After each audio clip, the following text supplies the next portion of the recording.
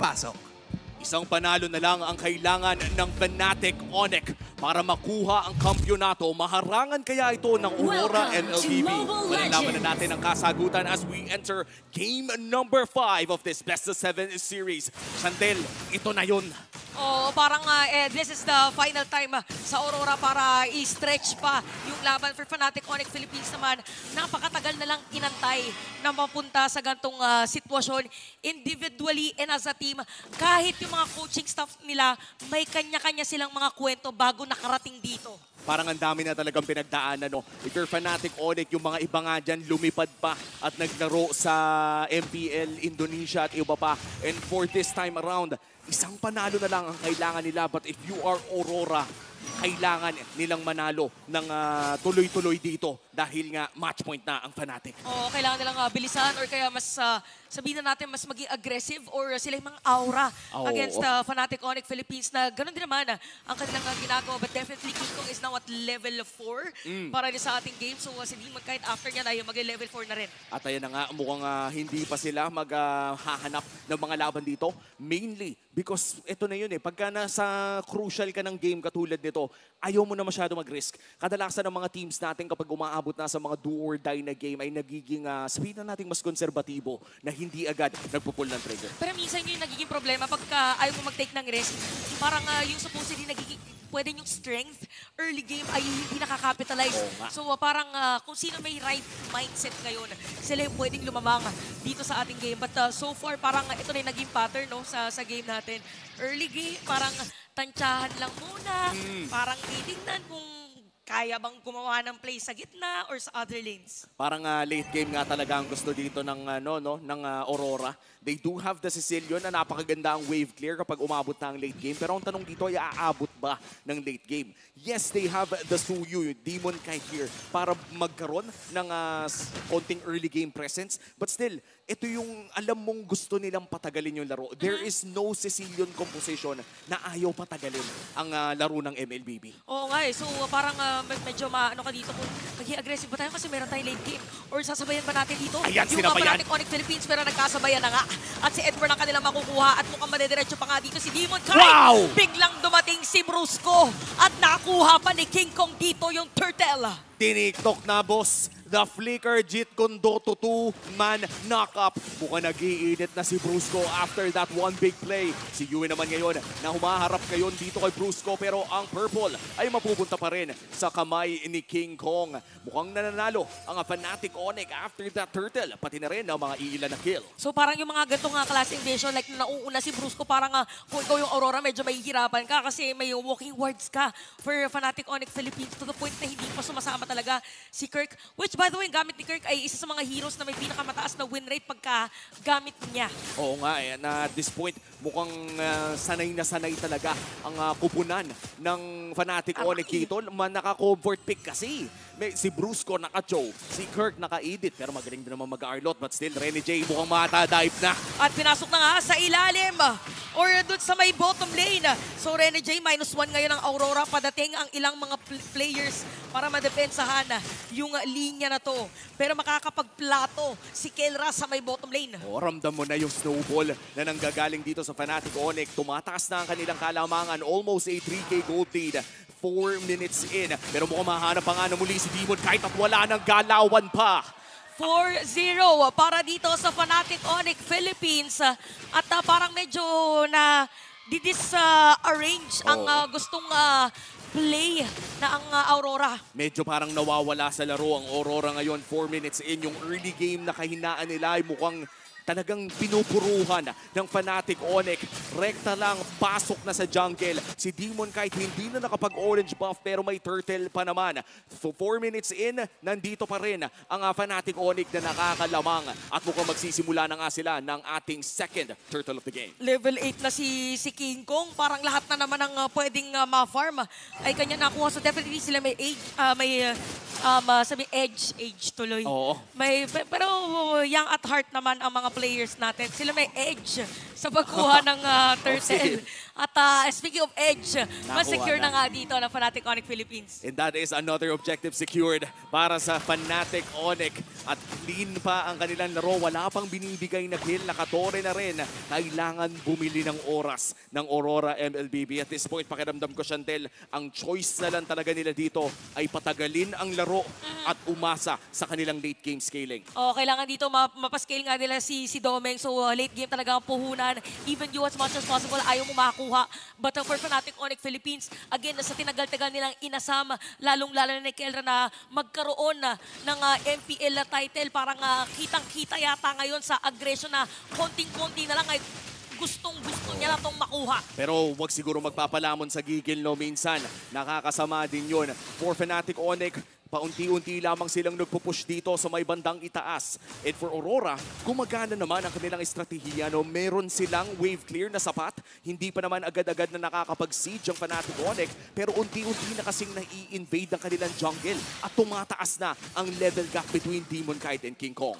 Tsaka aside from level gap, ang laki na rin ng gold gap para din sa ating mga teams. And imagine 6 minutes sinisira yung second tier turret. Parang ang hirap nito kung ikaw yung Aurora. Kailangan nila magsanib-sanib puwersa ngayon para makagawa ng play or probably maghiwa-hiwalay para magkaroon ng split push against Fnatic Onyx Philippines because Fnatic Onyx Philippines 5.1k gold lead. At napakabilis nito, no? Kung titignan natin ang ating game timer, ipapares sa gold lead. Napakalaki po ng 5k gold lead in this time around si Yue. Mabubuhay pa naman via the Bats Feast. Pero mukhang ang purple buff ay kinokontest na rin dito ni King Kong. Haharap dito si Edward pero mukhang makukuha naman this time around. At napasok pa nga sa ilalim na Torres. So Edward is down. Itutuloy ba dito na pagkukuha ng Fnatic Onyx Philippines yung Torres sa may gitna? Parang hindi yata makakadepensa yung Aurora. Unti-unti lang pinapaliit yung mapa dito ng Aurora habang si Doming naghahabol ng gold dito sa bottom lane. Napakabilis mag-siege ng Fnatic Onyx. Saglit pa lang ang nakakalipas. Wala pa nga level 13 ay nakaka-push na around the inhibitor turret. In fact, ito pa nga yung third turtle. The last turtle of the game already spawning. At mukhang libre itong makukuha ng Fnatic Onyx dahil sa lead na meron sila ngayon. Alam mo, for Aurora ngayon, I'm not sure kung paano kanilang magiging strategy para ma-stretch yung ating game. But with the lineup that they have, doable naman. But for Fnatic Onyx Philippines, di ba, nung nasa panel tayo nung isang araw, sinabi natin, parang ihirap i-analyze pag yung isang team na naglalaro ay Fnatic Onyx kasi hindi mo masabi na nalugi sa drop yung isang team. Talagang naglaro lang yung Fnatic Onyx Philippines kung paano nila alam yung ML. Isa din kasi ito sa mga masasabi kong dalan-dalan ng show eh. Yung tipo na isa sa mga teams na napakalakas maglaro kapag magaling yung show player nila. And this time around si Brusco iyon. Ang ganda ng pacing para sa kupunan ng Fnatic Onyx. Pero dito ang Turtle, sino kaya makakuha? Ang makukuha ito ni Demon Kite. At kita natin si King Kong dito ay nakapitan na habang si Doming ay biglang mawawala din sa ating mapa. King Kong ay maaalisan ng isang Edward at mapapatay na rin para dito sa ating laban. So 2 players down para dito sa Aurora. At yung FNOP tuloy-tuloy pa rin na nagbibigay ng pressure dito sa kalaban nila. Ramdam mo talaga yung gigil. Tuwing may nangyayaring teamfight ay may kinakayod na ibang lane. At ngayon, push lang ng push ang ginagawa ng Fnatic Onyx. At si Brusco nga nasa loob na ng Torre. The confidence from the Bruiser, Brusco. Parang parang nakaamoy na yata ng mga Sonics ngayon dahil this could be the final push para din sa Fnatic Onyx Philippines pero makakadepensa naman ang mga players ng Aurora pero sakit na ng damage dito even ni Super Prince. Yung damage din dito against Brusco ay hindi ganun masyadong nakikita. At lumalaki lang nang lumalaki ang gold lead dito ng Fnatic Onyx. Aurora MLBB, wave clear lang ng wave clear. Yan ang kailangan nilang gawin dahil nga nakasisilyon sila. Mahirap pumalag ng early game. Pero si Renny J, makakapag-heal, makakalikod naman at makakabalik dito sa base pero magkakaubusan na ata. At madidepensahan pa rin yata yung Torres sa gitna pero pinipilit pa rin dito ng Fnatic Onyx Philippines yung pressure na sinasabi natin. So tuloy-tuloy lang yung pagpo-push. Kabisado na raw nila yung minion wave pero kapit pa rin dito sa mga Torre ang Aurora. Good news para sa Aurora, wala pang bumabagsak na inhibitor turret. Bad news naman para sa kanila ay napakaaga, wala pang First Lord. Hindi pa nga nakakapag-lord dito ang Fnatic Onyx, pero grabe na yung pagbasag ng mga Torres sa kanila. A 7K gold lead, 10 minutes in. This is the prime time Fnatic Onyx na alam natin. Oo, tsaka ito yung mga napanood natin nung during regular season, yung pure dominance from Fnatic Onyx Philippines, kung paano sila mag-execute, if I'm not mistaken, nung nakalaban nila nung isang araw yung F-Cup ay sinabi pa ni Flap TZ na parang alam na alam nila kung paano mag-ML. Pero mga pro player na to, pero may mas aalam pa pala sa pag-ML. Oh no, Kirk! With a flicker play, hindi tumama pero buhay pa rin ang Aurora. Edward nandun sa may likod, humaharap dito kay Brusco. Super nagamit na rin! Edward is gonna be down at patay dito si Super Prince. So alis na ngayon ng mga players ng Aurora at hindi na papasok pa ang mga players ng FNOP habang nangyayari yun. Ito na naman yung sinasabi natin na merong taga-front at kumukuha lang pala ng Lord si King Kong. 7K gold lead ang meron ng Fnatic Onyx dito, kaya yung mga 1-for-1 trade na yon, okay ka na. When a team is ahead by more than 5K, masaya ka nang makakaisa ka kahit trade yon. Dahil the fact na lamang sila at nakakuha ka pa ng isa, good news para sa team mo yon. And for Aurora MLBB, hindi good news na may Lord dito sa mid lane. Dahil pwede na nilang mabasag, ng Fnatic Onyx ang inhibitor turret nila. Ang tanong ngayon para sa Aurora MLBB, magiging sapat ba ang wave clear nila, ang late game potential nila para dun sa Lord sa gitna? At again, ang story natin dito, tinatawag natin si Kelra na ang Crowned King. Ito na kaya ang panahon para makuha niya yung kanyang trono. Meron pang sipa para kay Brusco. Nandito na si Dim kahit washing at Edward mapipili na mag-flicker out at unti-unting aalis nga ng mga players ng FNOP. May sakit din naman ang damage dito ng Aurora. Unti-unti silang aalis at babalik sa base at madedepensan yung Lord, pero may minion wave pa rin na dadating sa gitna. Hinggang malalim muna para sa Aurora dahil nakadepensa sila sa pinakaunang Lord. Super Prince humaharap pa rin. King Kong might just look for the play here pero hindi pa niya pipinyagan. Punta muna dito tayo sa bottom lane at top lane. Tuloy pa rin ang push ng Fnatic Onyx at hindi na ata nila bibigyan pa ng chance na dumepensa. Pero hinga na muna dahil tapos na ang pagpasok ng Fnatic. Pero sakit na rin damage dito ng Aurora. No? Imagine parang yun na yung probably final push for Fnatic Onyx Philippines. Pero nadepensahan pa rin because of the damage from this Sicilian. Pero again, may minion wave galing sa taas, galing sa gitna, at galing sa baba. At nakapuesto na rin ang mga players dito ng FNOP.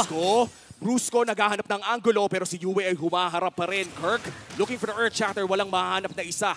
In terms of the battle spell, si Kirk ay may flicker pa. Pwede nating abangan na magkaroon ng play mula sa kanya pero hindi na ata. Pupasok pa muli ang Fnatic Onyx. Kalma na muna dahil 1 minuto bagong loot. Again for the Sonics, sa lahat ng mga sumusuporta sa Sonics, mukhang ito na yata ang kanilang inaantay. One final push para sa titulo at one final defense naman para dito sa Auroras. Papasok si Kirk, makakapag-flicker out. At kita natin ngayon na Kirk is gonna be down pero mapapaalis din ang mga players na side ng Aurora. Patay lang din naman. Dito si Reneg J and King Kong buhay pa rin! What a defense mula sa Aurora. A 9K gold lead pero na-tradean pa dahil sa split ni Edward. Nahanap niya yung edit. Nabalik niya sa kanyang team. At dahil dyan, nakadepensa sila. 2 inhibitor turret lamang ang nawala para sa Aurora MLBB. That was such an extended push coming in from Fnatic Onyx. For reference, Chantel, kakatapos lang nila mag-Lord. Nag-Lord push sila. Nung natapos yung Lord push, may Lord na ulit. Grabe. Parang inuunti-unti na dito yung mga resources. Dumadating na tayo sa posisyon sa mapa or posisyon sa laban kung kailan lahat ng mga pwesto sa mapa ay kailangan ng mapuntahan. Again, masakit na dito yung mga players ng Aurora. Ganon din naman para sa Fnatic Onyx Philippines. Kapit, patalim para sa Aurora MLBB. Kapit din kay Yue. 2-0-1 on this Sicilio ng kanilang late game insurance. Ang kanilang inaasahan na bubuhat ng larong ito. Napaka-importante ng larong ito dahil championship na ang usapan. Rene J, nakita na ng isa. With the vision, with the kick. Here comes the Lord fight. At siniba na nga dito si Edward yung Lord. Sino nga pa talaga makakakuha? Bang! It's gonna be King Kong of Fnatic Onyx Philippines. Medyo bitin na. Yung real manipulation, napatay na si Kirk. Napatay na si King Kong. At lumalaban pa rin dito mga Auroras. And for Doming, that is gonna be a double kill at 3 patay sa Fnatic Onyx Philippines. Sasalubungin yung Lord dito sa gitna. The lights within. Nag-lock in na ang Aurora MLBB with their late game advantage. At mukhang itutuloy na ba nga to? nila. 15 seconds para kay Kirk. Siya ang pinakamaaga. Saman Force na pa-flicker na rin yung dalawa. Si Kelra at si Bruce Long dume-depensa. Pero ito na nga ata yun! Ito na nga yata ang inaantay na side ng Aurora. Meron pa silang minion wave, meron silang isang card. At isa lang din na nandito para sa Fnatic Onyx Philippines na dumepensa. At dediretsuhin na nga nila. Wala daw imposible sa liwanag ng Aurora. Another game extended for the Grand Finals. Prime time! MLBB! Ang ating natutunghayan. Akala natin tapos na. Akala natin match point na. Pero hindi pa pala. Hindi pa tapos.